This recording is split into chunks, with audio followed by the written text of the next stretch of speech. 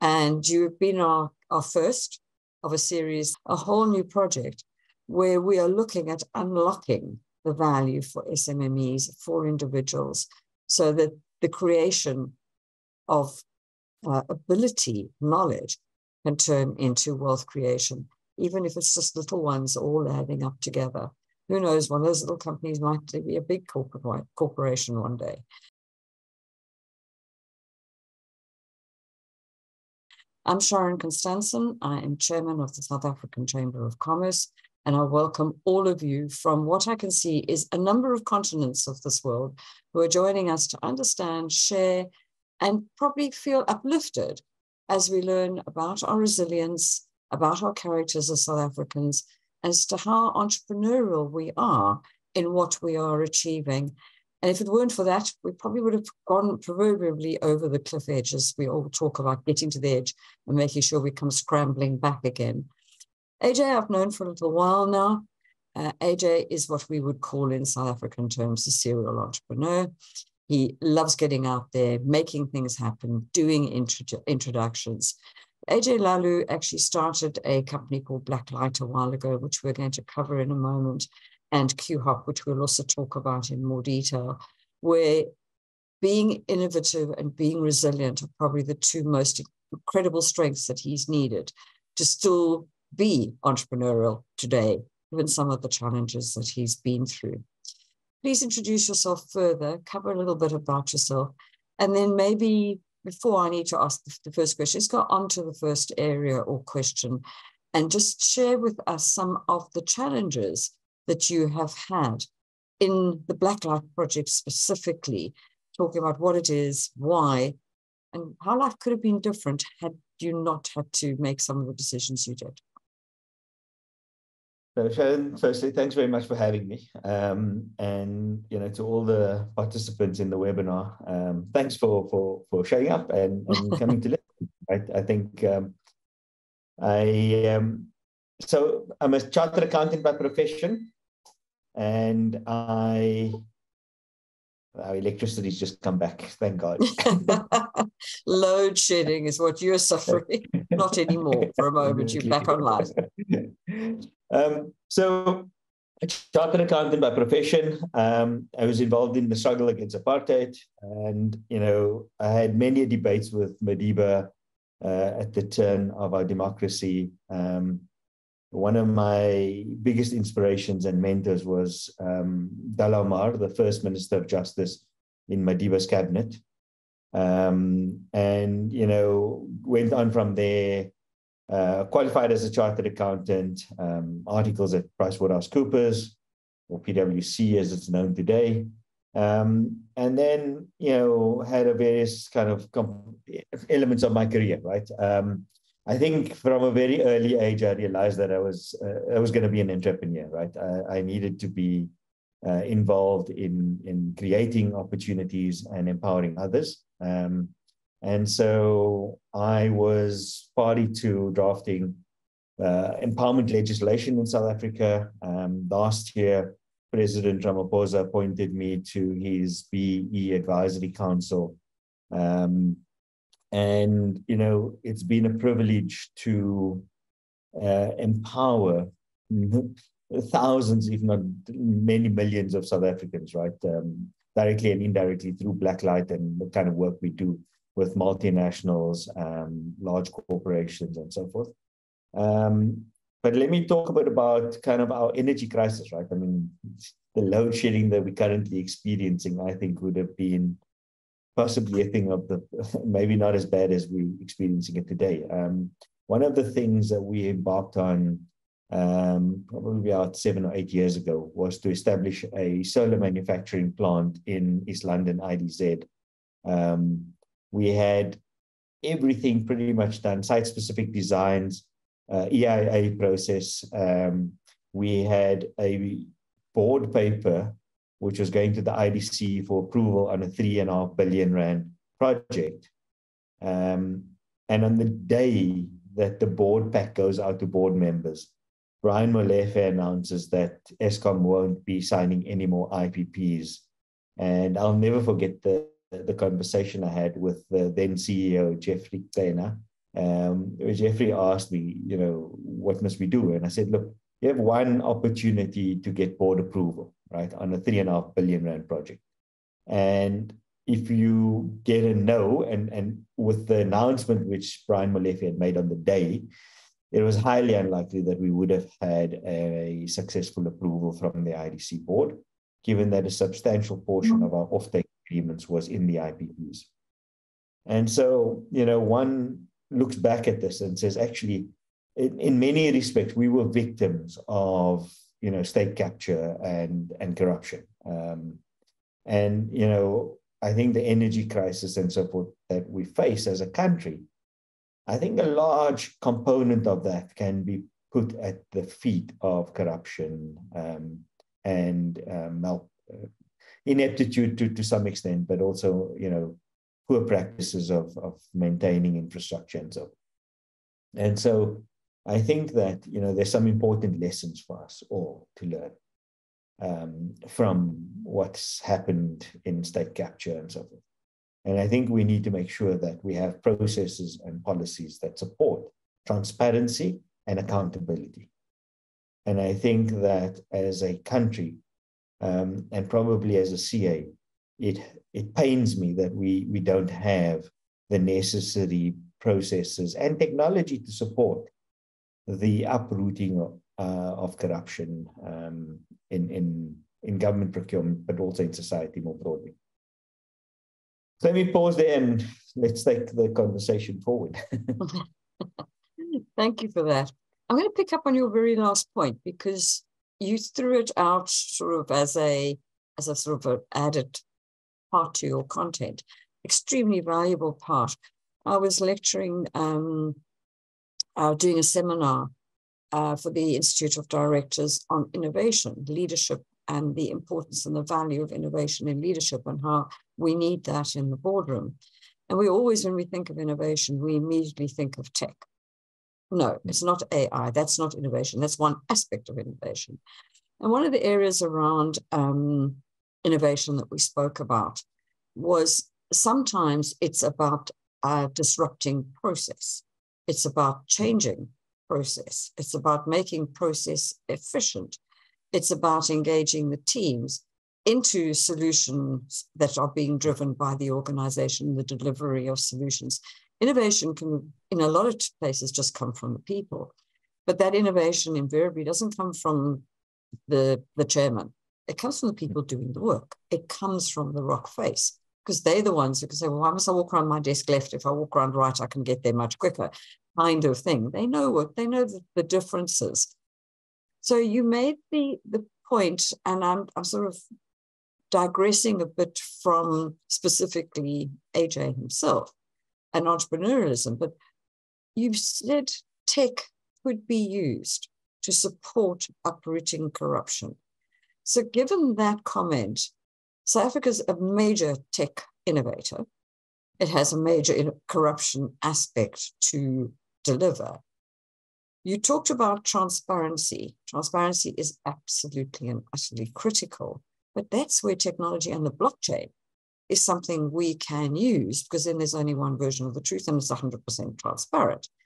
And I was chatting to somebody yesterday who was talking about how they are using the blockchain, for example, to evidence the existence of a piece of land, 1 meter by 1 meter by 1 meter, that is growing a tree in an area that is looking to create the regeneration of oxygen and bringing improvements to the climate. And they are using the blockchain to manage growth of this tree. And I'm thinking, now you've taken blockchain to an area that even I'm thinking, really? So we challenged that and we chatted about it. It was really interesting how I don't think we understand where that particular example, look at AI, look at 3D printing. I mean, we could go on and on and on. Where do you think technology could make a difference in dealing with the corruption that still remains beyond state capture? Great question, Sharon. Right? I think, we speak about innovation, and you're absolutely right. Innovation is not only about blockchain and, ChatGPT and so on, right? But I mean, if I just think about the negative impacts of load shedding on municipalities in our country, right? So you have a double whammy here. The first is, City Power announced the other day they lose 3.6 million rand per day due to load shedding. Now, if you multiply that by the number of days we get load shedded, it's a big number. It's not a small number. So it's affecting the biggest revenue driver of municipalities in the country, right? Secondly, combined with that, most people are so fed up with load shedding, etc., that they're now putting solar in and batteries and inverters and generators and so forth. And so that has a second impact on revenue generation, even when you do have power, right? Is that the consumption of the grid is then reduced.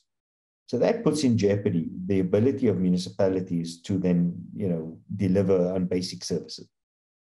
And I think that then requires us to relook at the types of models that we use to generate revenue. How do municipalities ensure that there's this cross-subsidization effect, that they can, deliver some services to the poor and, not tax the middle class and the wealthy to death through rates and taxes, which is what we're seeing now, right? So I think there's this kind of lack of understanding and innovation, particularly in the public sector space, right? But when we talk about blockchain and we talk about all these technologies and so forth, you're absolutely right. I mean, I've just come back from San Francisco in January, and I can say two things. One, there's nothing special about the water in San Francisco, right? Or in Palo Alto. I think that as South Africans, whether you're looking at Elon Musk launching a rocket yesterday, even though it exploded halfway through the launch, the reality of the situation is that the rocket got off the ground, right? It's the largest rocket, et cetera, et cetera. But that's the kind of resilience and innovation that I talk about, right? As South Africans, I think we're inherently in our DNA that failure doesn't mean that we give up, right? We persist, we continue to power through. And I think that if I look at the 2010 World Cup, if I look at every other situation that our country has faced from, the dawn of democracy to today, there's this kind of, let's make a plan. Let's just get over things. Let's get things done. Nothing can stand in our way. Whether it's me sitting in load shedding and having a webinar like this, we make a plan. The other day, I sat in my car to charge my phone.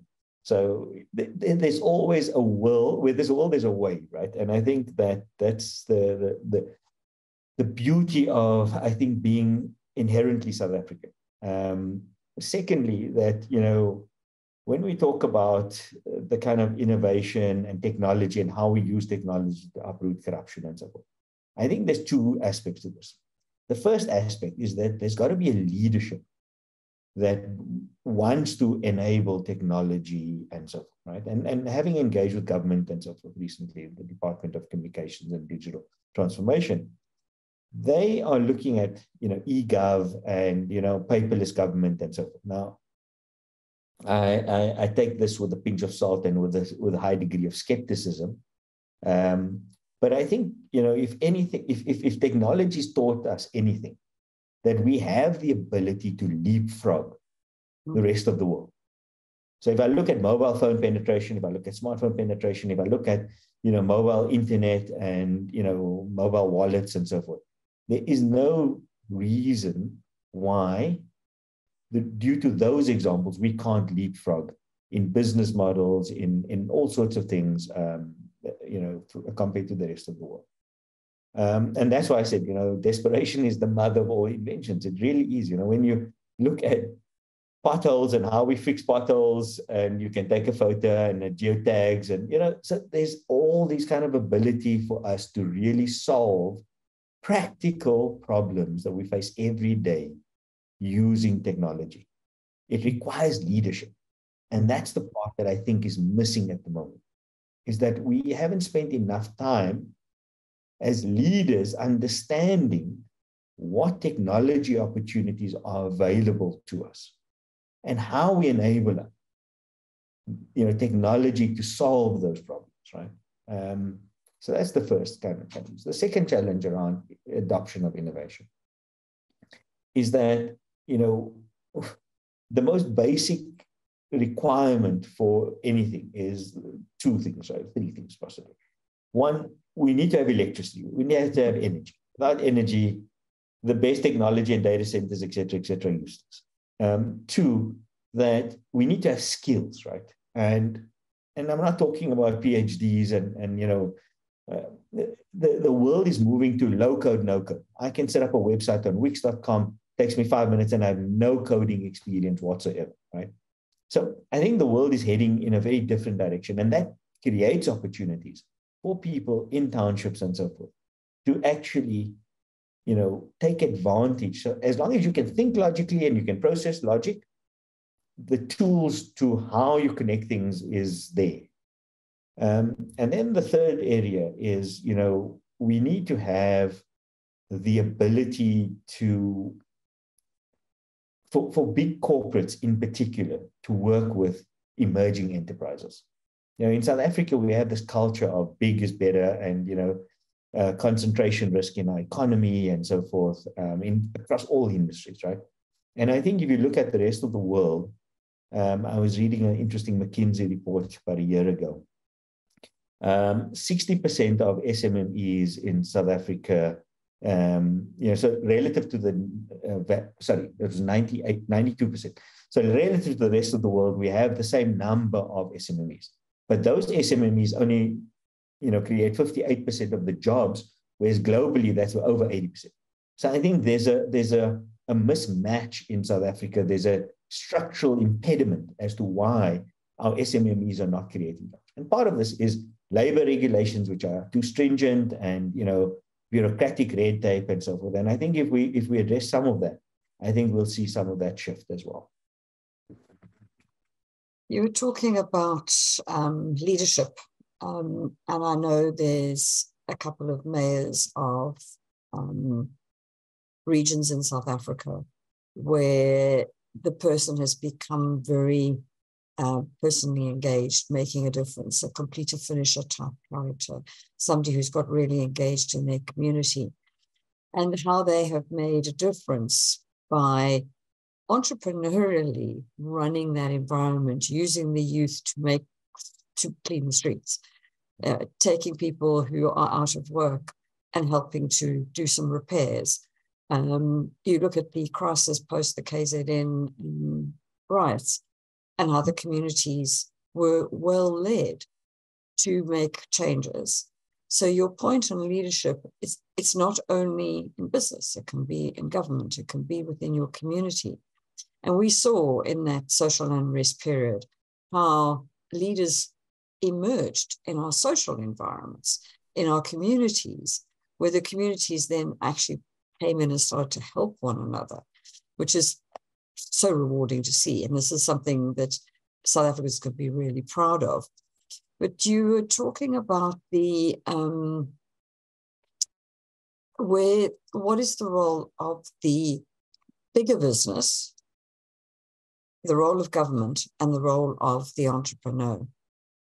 And let's look particularly at some of the BEE incentives, some of the activities that we are generating at a corporate level to encourage involvement in funding innovation, funding startups, creating workplace environments for the youth. Is there something you could talk about what bigger business is doing for smaller business? And is that playing out, or is this just lip speak at the moment? How successful are we seeing it? So, Sharon, I think it's a mixed bag, right? I think we've seen some instances where it's like there's genuine commitment and there's genuine, support for SMMEs and so forth, right? And then I think it gets a bit disjointed when one looks at procurement policies and so forth in large corporates, right? So, we're incentivizing procurement managers to buy cheap, to, commoditize pretty much any procurement and not to understand the kind of softer issues that is better for society as a whole. So sometimes a little bit of pain, paying 10% more for something, could result in reduce taxes or whatever, right? Job creation, higher demand, et cetera, et cetera. So I think there's this mismatch, right? That corporate South Africa has looked at procurement as buying pencils, right? Whereas actually, if you look at other developing and developed countries, right, that procurement relationship is a strategic relationship. It's a partnership, right? And I think we've lost that aspect of corporate South Africa, where we see our spend on CSI or anything like this as okay, that's enough, and we've done our bit, and we need to focus on creating or bottling beer, whatever it might be, right? And so I think what we need to do is take a step back as corporate South Africa and say, actually, we have a broader role to play. And you see it, right? So we see examples of this. I was telling you about the Dial Direct or Discovery, potholes, or the appointsman. And, so there are all these examples of how corporate South Africa sees an opportunity, takes the gap, and actually it benefits society, right? At some point, corporate South Africa is also going to say, actually, why do I pay taxes, right? So, I think that the flip side of this coin is actually you face a tax revolt, right? And we're on the brink of a tax revolt pretty soon, if you ask me, right? I see the levels of frustration and in the middle class and even in the lower income groups, right? We pay taxes, we pay all these, and we don't see the benefit of it. But coming back to kind of the role that corporate South Africa can play, I think that it's a collective role. I think that it's a collective role that we need to build bridges with government, that we need to understand that these are temporary fixes. We're not going to constantly, supply pointsmen and fix potholes, right? That's not the job of Discovery and Dial Direct to do. Their job is to sell you and I insurance, right? And medical aid and so forth. But I think we certainly see this kind of camaraderie, this kind of spirit of community and involvement. It's how do we enhance this so that we have greater impact, I think is where we become a bit disjointed. Thank you. That was actually quite insightful. Really enjoyed listening to that piece. And I in our summary of what we're going to bring out of today's session is that challenge you put out to government and to business to work together. I think that is so critical because the one can't operate without the other. And however much we might be feeling differently about government at the moment, the country still has to have one. And there is a role for them to play in regulation, leadership, strategic direction, things like that. Two things I wanted to just cover. We ran a business ethics series, we are running a series of which the first was in February that we launched at Gibbs University in South Africa. And in amongst that very detailed conversation, we talked about the risk of a mafia state. And it came back to me loud and clear as you were talking about the tax revolt situation the country is reaching. Because if anything would be a definition of a mafia state, is it's reached the point that even the honest, ethical business people are revolting and are not accepting that their money is being well used. So carrying that thought through, you talked about the role of procurement. Now, whenever I get a RFP to respond to, I lose the will to live to begin with, but we're resilient South Africans and we find a way through the hundreds of questions that have got no relevance to what I'm delivering as a product to the organization. And what I've heard from many, many companies, and I was chatting to an organization here in the UK that is a senior level consultancy business that goes out globally with the objective of cleaning up the procurement processes that are occurring. Now, we know during COVID, for example, how COVID solutions were hindered because of the degree of corruption that was occurring. And it was in the procurement space that was happening. So we empowered procurement to deliver value, to save money, and all it's done is created a corridor and a tunnel that the value disappears elsewhere to where it was planned. How do you think businesses right now, let's talk practical, not the bridge that you've talked about of reaching out to government. What can a business do today, tomorrow, and next week that can address some of those issues where they are coming across corruption because they're responding to a procurement request or they're putting out a procurement request? What can they do to stop this? I think the first thing is, I think business needs to come clean. There are two sides and there are two corruption. The one is government, but the other side is also the private sector. Mm-hmm. And so if I take the examples of Bain or ABB recently, and there's a litany of kind of entities on the private sector side, big multinational entities, right, that are complicit and complacent in terms of corruption. I think they need to come clean, right? So I think, it's great pointing fingers at officials in government and so forth, right? But actually, it takes two to tango here.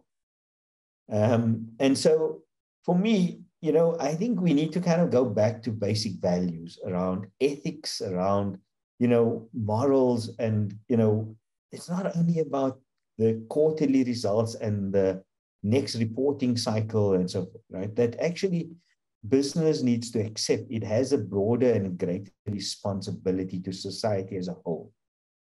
And so, ticking boxes and, reporting on BEE or whatever it might be, or procurement. And I think we need to do a lot of self-introspection. And I think that we need to regenerate our moral fiber for society as a whole, so that we can start to look at ourselves and actually start to believe in ourselves again. So that's the first thing. And I think the second thing is that, when we see it, when we're faced with it, we have an obligation to do something about it.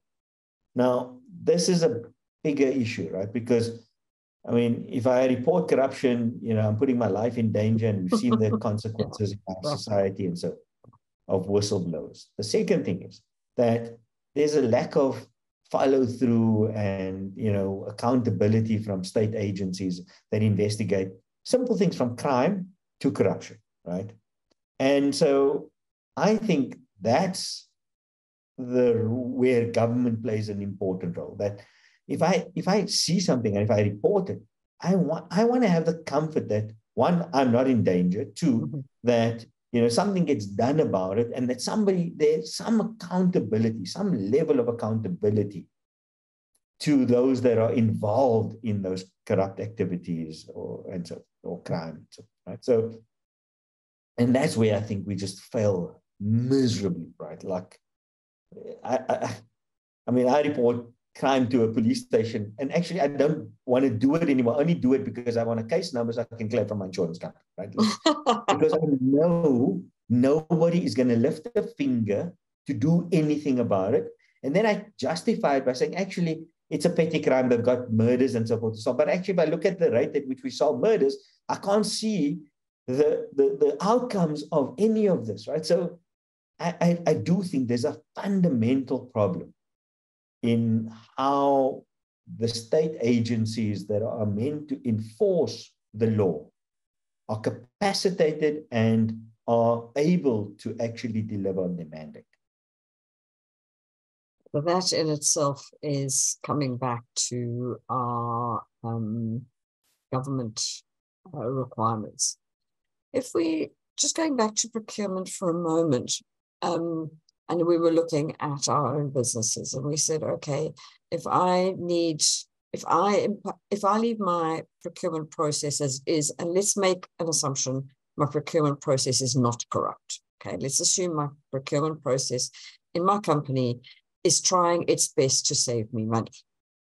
okay, because that's its remit, and to give everyone a fair and honest chance, etc. And we are now going to train that procurement organization to look at the risk reward of bringing a SMME into our supply chain versus bringing in a China company, for argument's sake, or bringing in a local big corporate, for argument's sake. So I have potentially three possible responses to my RFP, and then I go and have a look at my SMME. And first of all, risk is they don't even know the procurement is out there. So how do we support them to know that there's an opportunity to compete against China or big corporates? So I think there's a whole journey there that needs to be considered to get them business aware of opportunities and how they go and find them. But just going back to that risk reward of the SMME, what are the types of things that businesses at the moment are computing on that risk reward area? And yes, there's the S of ESG that they've got to consider. So there's doing the right thing by my community. But what are the other things that might be bothering procurement that we can support as the chamber or as business to help those MMEs to match that risk reward concern so that it is mitigated far more than it is currently? So again, interesting question, right? I think that, in my opinion, I think there are a number of areas which need to be addressed, right? So the first is, the old adage, I can never get fired for buying IBM. I think we need to change that. Right? That in the technology and innovation space in particular, right? It's the startups that are driving innovation now. Corporates, will take 6 months to decide on a project name because they have a meeting with and a meeting to have another meeting to decide what the project name should be, right? Whereas if I look at how we created QOP, I mean, we went from ideation to MVP in 8 weeks in hard lockdown, right? And that's just the pace at which innovation takes place, right? And then it took me 6 months to convince a retailer that they should be buying it, right? So the sales cycle, even as an SMME or an innovative company, is far too long. And that's after we sign a global strategic alliance agreement with Microsoft Corporation in the USA. We won, top 3 tech startups in Africa. We were identified as the next African unicorn. We won Brand South Africa Innovator of the Year last year. So with all these accolades, I've got the former Chief Data Information Security Officer for Apple that sits on my advisory board. He's probably the top 5 cybersecurity specialists in the world. So we look at SMMEs and startups and so forth with this very jaundiced view. And I think we need to go and re-examine how and why we continue to buy IBM instead of buying, Joe Soap, right? So that's the first thing. I think the second thing is that, we don't have the capacity to support SMMEs, right? So and I'm going to give you some good examples here, right? So if I look at Checkers 60/60, and if I look at Pick and Pay ASAP, right? Or Woolworths Dash, right? They're 2 distinct approaches to delivery service from retailers in South Africa. Zulzi is the backbone of Checkers 60/60. It is a Black-owned startup, blah, blah, blah. When I look at Pick and Pay bought a company called Bottles and renamed it or rebranded it ASAP, Pick and Pay ASAP. So you take something which is working, it's entrepreneurial, it's agile, it's fast, it can make decisions quickly as a startup. You then buy it and then you corporatize it. And then it takes you 8 weeks to decide on the name ASAP, whereas, Checkers 60/60, they're just getting on with things, right? So I think what we need to realize is we need to create smart ecosystem, whether it's in tech or innovation or whether it's in any other sphere, that we're a cog in a broader and a bigger wheel, and that we have an enabling role to play to create these smart ecosystems that we should be supporting, companies in the townships, we should be supporting, large corporates, we should be supporting multinationals. But how do we bring all of these cogs together and get them working in unison, right? So I think that's the second challenge from a procurement perspective. The third aspect is that we really need to find fundamental ways of changing how we procure. So, we can't only have a 80 or 90% weighting to price. That we need to consider environmental impact. We need to create, sustainability. We need to look at social impact. We need to look at other aspects of how and what and where we procure from and so on. And I think COVID has taught us a very important lesson, right? Global supply chains are constrained. And, if you look at what's happening in the US, in Europe and so forth, localization is a big driver, right? But look at Apple. Apple's starting to manufacture my iPhone now in India because of issues in China and so, right? So I think this move away from kind of massive global supply chains and concentration of supply chains in particular regions and so forth, COVID has changed our perspectives of what we need to do and how we need to localize. And I think that, again, as corporate South Africans, I think we have an obligation to say, we need to start reindustrializing. We need to start procuring locally and so forth. We need to create local demand, local jobs. We can't be, seas of prosperity or islands of prosperity in oceans of poverty, right? It doesn't work. Lots of food for thought there. Amazing. As you were talking about the COVID outcome, that we found that businesses globally had become so non-diverse and so high risk in focusing on cost and on simplicity and on process, that what they had created was these corridors of supply chain that had no diversity, no sustainability, no depth to be agile, to deal with the risks of daily life that comes.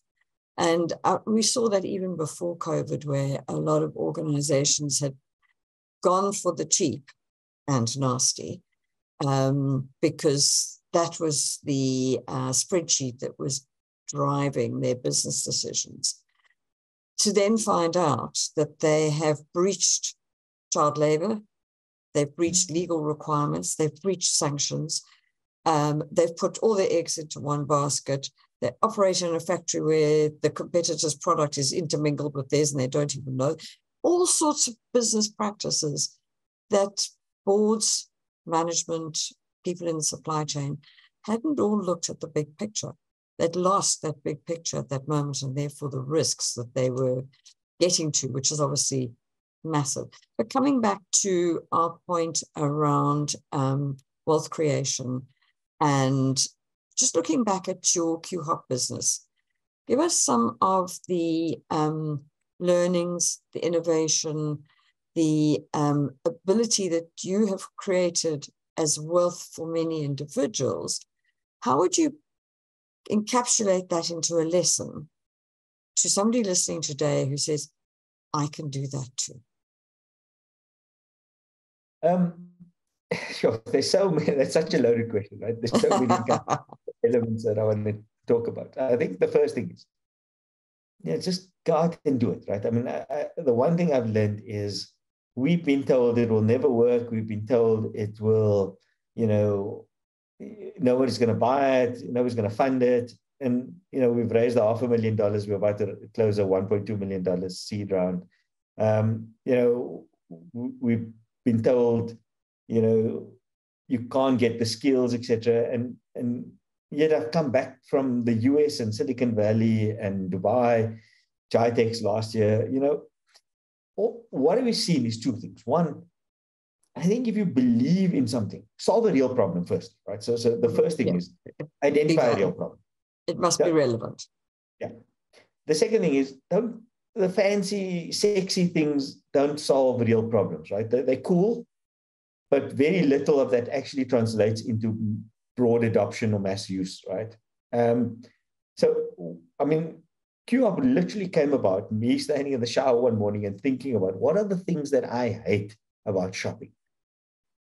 And the first thing I hate about shopping is standing in a queue. In fact, I hate standing in any queue.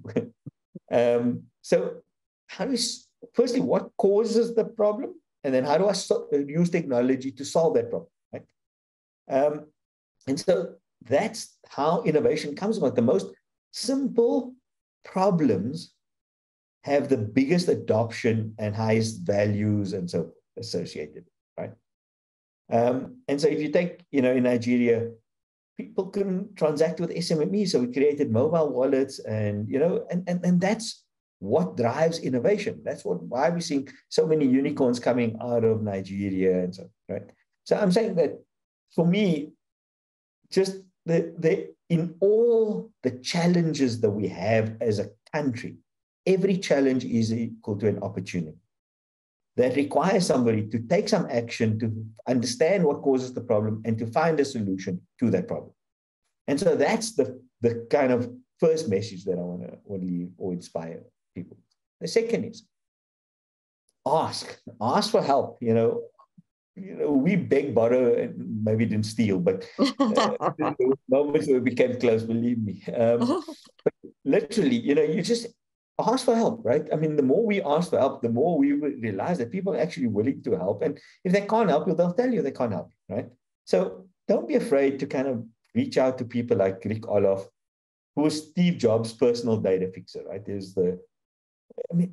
Literally, and he's a hell of a nice guy. In a half an hour of talking to him, he got it. He understood what we were building. He saw the opportunity and he said, yeah, I'm on board, The guy that took Instagram stories from MVP to 1 billion monthly active users, John Nagate, serves on our advisory board as well. Right? I met him a couple of weeks ago in San Francisco. One of the nicest chaps you'd ever meet. And every time I talk to him, he blows my socks off. So there are ordinary people in the world doing extraordinary things. But if you ask them for help, let me tell you something, they will help you, right? And then the third thing is, you have to have this unbelievable desire to want to succeed and believe in what you're doing, right? We have faced so many rejections. And the Airbnb guys have the 11 letters, right? The 11 letters of rejection. And people tell them this thing will never work, right? So there is so much of these examples. But if you believe what you built, there's a need for it. And you need to test these things. It's not blind belief, right? Go out and do it, right? I mean, my vision is I want to change how people shop. I want to have 1 billion users on my app. And I want to be bigger than Elon Musk, quite frankly. But, and I think we can do this, right? I mean, there's just this inherent persistence, perseverance. If I can sit in load shedding with low skills base and produce a world-class product where Microsoft Corporation, a $3 trillion company, says, I want to sign a global strategic alliance agreement with this tech startup from the southern tip of Africa, we must be doing something right. And so I do believe, when I look at, I just look at simple things. The US still uses checks. I go to Discovery Bank, I take a selfie, and 5 minutes later, I have a bank account open, right? I mean, that's the level of innovation that exists in society and in South Africa. And so I think we can hold ourselves to global standards of best practice and innovation and so forth. We don't see ourselves as innovators. We don't see ourselves as the kind of Wakanda forever, right? But we actually are. We are at the cutting edge in many respects of global technology. We just need to start believing in ourselves. And I think there's many a day an entrepreneur lies in bed awake at night and things that keep them awake, stand in the shower and innovate.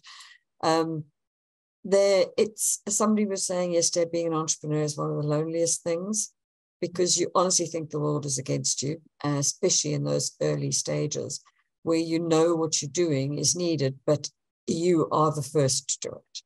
And I think being the first in an innovation, having to create innovation through education as well. You're having to change a market. You're having to change people's behavior. You're not copying somebody else's or improving on somebody else's. It's seriously hard work. And one of the mantras to me that helps get me through my entrepreneurial days is directionally correct, never perfect.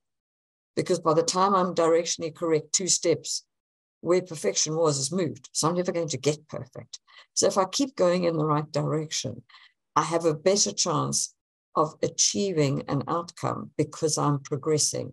I'm not getting into, I'm never going to get this thing created because it keeps moving. As we all know, project creep is huge.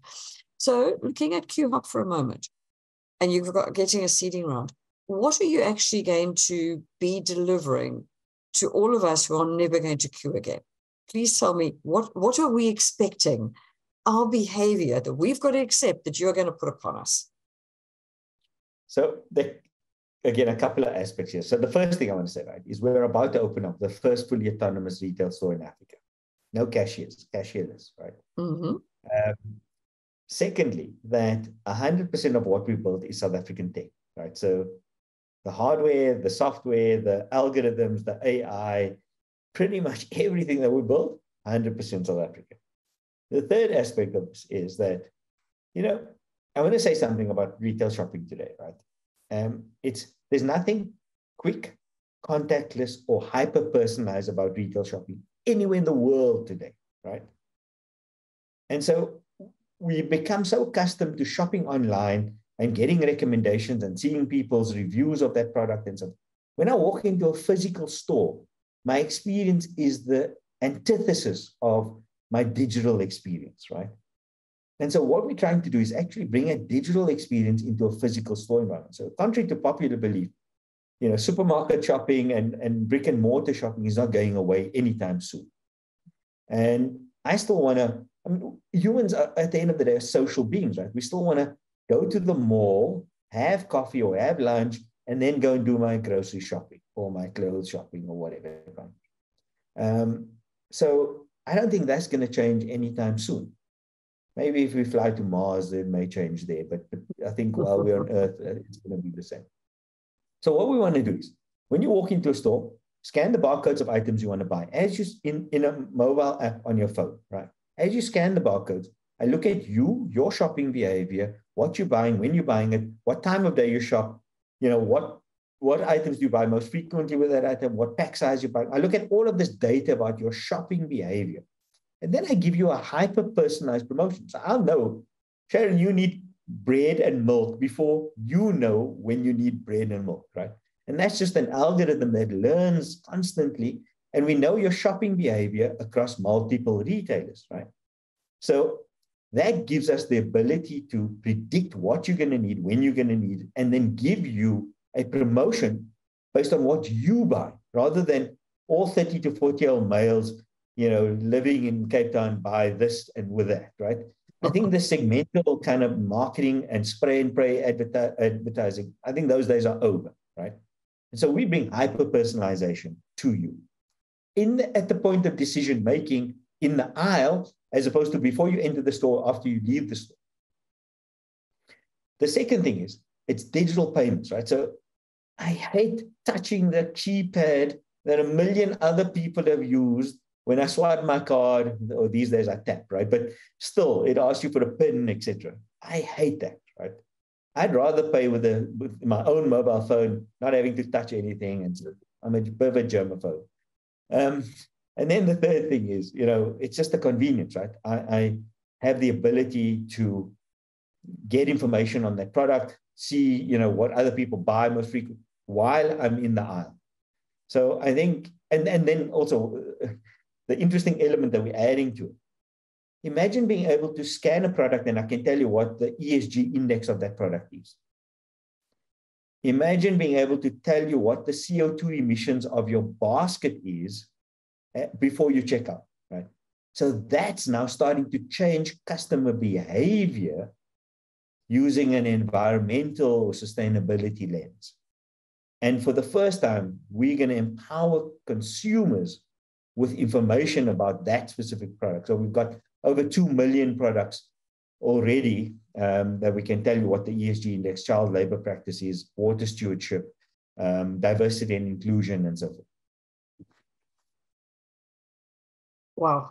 You just covered a whole bunch of topics that I get extremely passionate about. And now I know why I don't shop physically. You've given me all the reasons, even if I had to work it out for myself. I think you've given me all of them.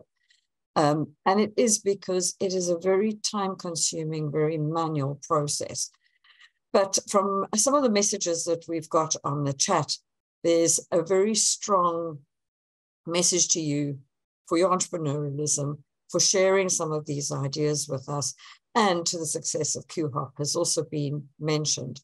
The other point that has been made in the Q&A as an observation is, and I'm going to make it as a statement, not as a question, we all want to do something about corruption. We want to do things about making changes. We want to do things about ensuring business does the right thing. But the risk is we come up against this corruption, cartels, in it for me, eating from the trough, all these kind of beings that are out there for a very different agenda. And life is cheap. And I'm putting myself either at a corporate risk, employment risk. That's what whistleblowers, biggest risk they've got is re-employment. And the other one is my life. Somebody might decide my life is not worth having me around to be a nuisance factor trying to tell people what is right.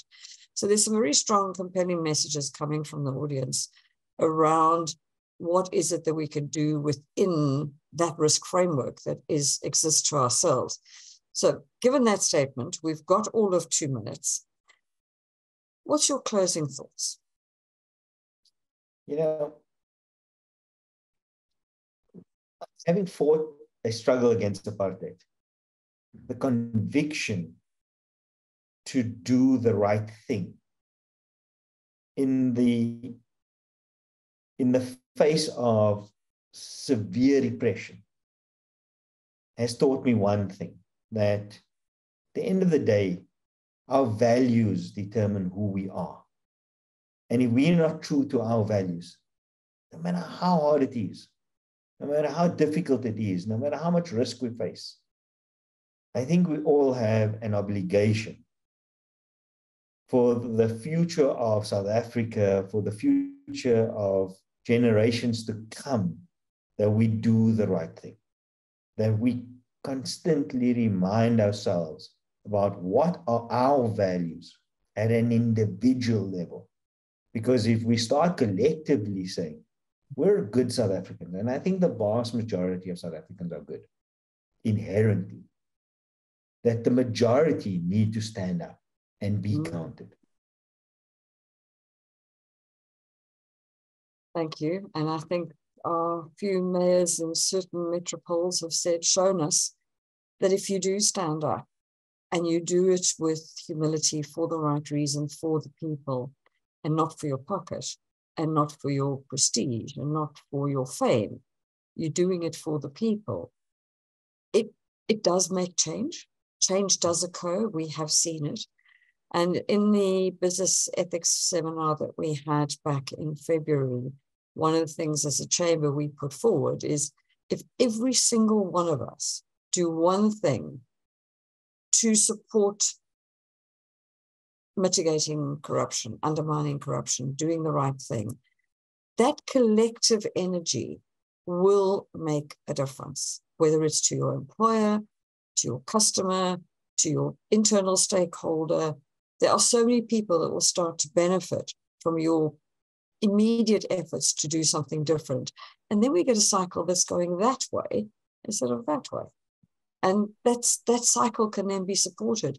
I think that would help the likes of big business, the likes of government, the likes of our business, private-public partnerships, to realize that actually your efforts can make a difference. Because if they do, they might just do it, which would be wonderful. I'd like to thank you, Ajay. It's been such a lovely hour. I've learned a lot.